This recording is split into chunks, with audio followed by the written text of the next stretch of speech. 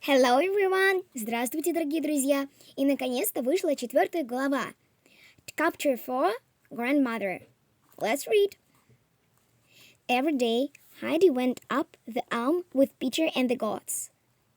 The weeks went by and she grew brown and strong.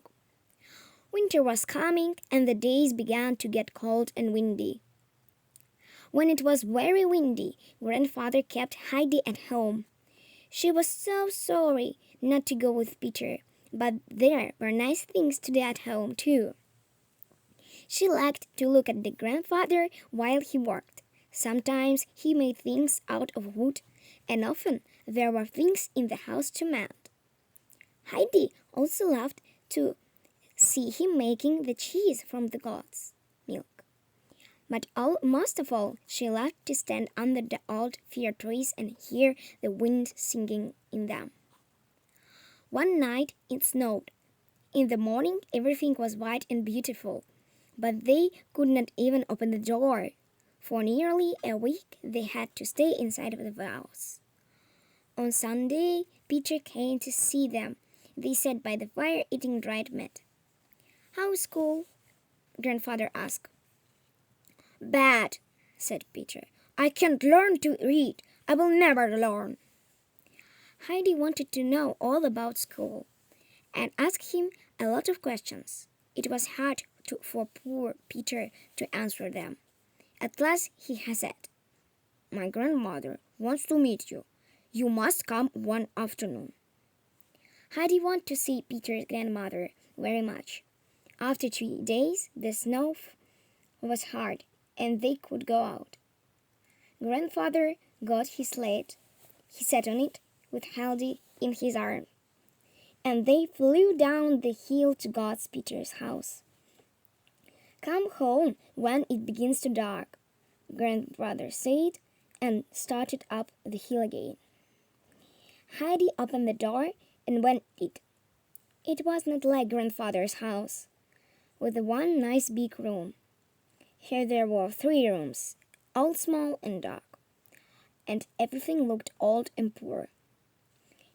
In the second room, a woman sat mending a cot. It was Peter's cot. Heidi knew it well. In the corner, an old woman sat spinning. Heidi went up to her and put out her hand. "Hello, grandmother. I have come to see you." The old woman took her hand slowly. "Are you the child who stays with Oppa? You're Heidi?" "Yes, I have come down with grandfather on the sledge," Heidi said. "What? Oppa brought you himself? Do you hear that, Britta?" she said to Peter's mommy. They were both very surprised. "What does the child look like?" the old woman asked. "She is pretty like Adelheid," Brigitte told her, "but she has her father's brown eyes." Heidi was looking around the room. "Look, grandmother, the window is broken. It's hitting against the wall." "I can't see it," grandmother said, "but I can hear it. The house is full of noises when the wind comes. I wake up in the night and I'm afraid the house will fall down on top of us and kill us all." "But can't you see the window?" Heidi said. "My child, I can't see nothing. Nothing at all." "It is dark in this room," said Heidi. "But if you go out into the white snow, it will be light. Come and see." "No one can make it light for me, child. When the sun goes down and the mountains are on fire, can't you see that?" Heidi cried. "No, child. I shall never see the mountains again," Grandmother said. That was terrible. Heidi began to cry. She cried, and they could not stop her. At last, Grandmother said, "Come and talk to me, Heidi. I can see, but I like to hear you talking. Tell me about you and Almopa. I knew him well once." So Heidi talked about the things they did together, and Grandmother and Brigitte was so very surprised. "He's kind to her," they said. She was still talking when Peter came home. How was school today, Peter? Grandmother asked. How was your reading?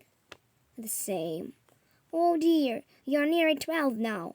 I thought you would learn to read. She turned her to Heidi.